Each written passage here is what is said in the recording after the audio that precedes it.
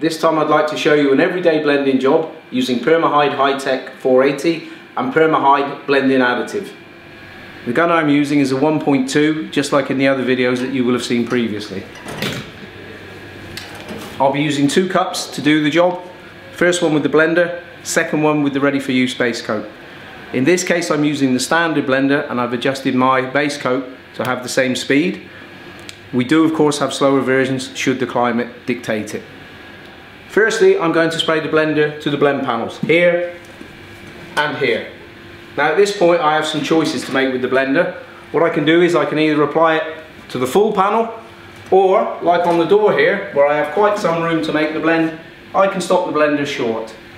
The blender itself is applied in 1 closed coat, or if you prefer you can do it in 2 lighter or medium coats. Having applied the blender, I'll change the pot on the gun, get my colour, and the idea is then that I take my colour and I spray to the widest area first, using almost like a light effect coat to create the blend here, before repeating the same process here to make my blend, before finalising the job with 1.5 coats in the middle. 2 key points. One is, don't go beyond the blend area that you've already created. And 2, it's essential that you make sure that you close the texture between the blender and the base coat to give you a nice uniform feel.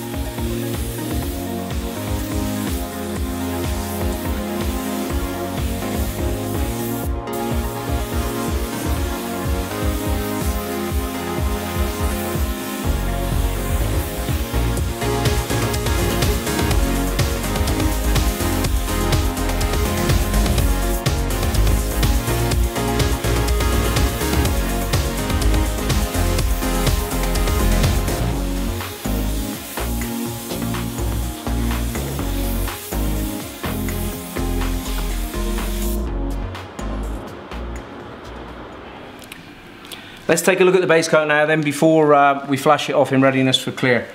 If you remember, I was talking about this area where I needed to make that nice connection between the new base coat and the blender. You'll see that everything is uniform and consistent there. Nice structure on the repair panel, everything looks good. Coming down into the second blend panel, you'll recall I came out here again. I don't see any issues with mottling, clouding, no sign of any halo. So I'm quite happy with that. I'm going to flash it off now, ready for clear coat. Here's the base coat then, just after flash. Let's take a quick look at a couple of things before I apply the clear. You remember in the wet condition I was showing you this area where I spoke about this connection between the base coat and the blender to make sure that everything was uniform and consistent.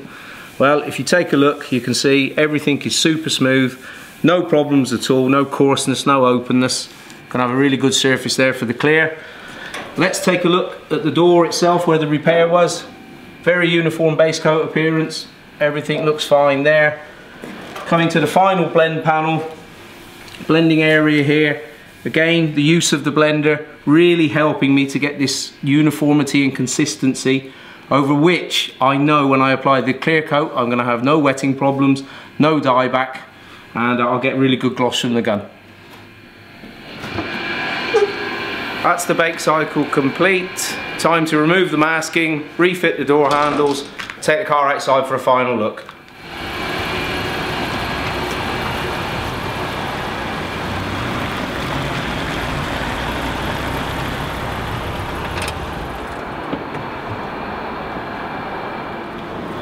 let's take a look at the final job then before we give it back to the customer. As you can see, looking closely, good blend, no halo, no sign of any clouding or mottling, nothing to be unhappy about there. Very good mottling control, effect orientation on the door, perfect hiding in 1.5 coats. Similarly, on the rear fender, the transition into the blender, everything is very smooth, just what we're looking for. Thanks, see you again soon.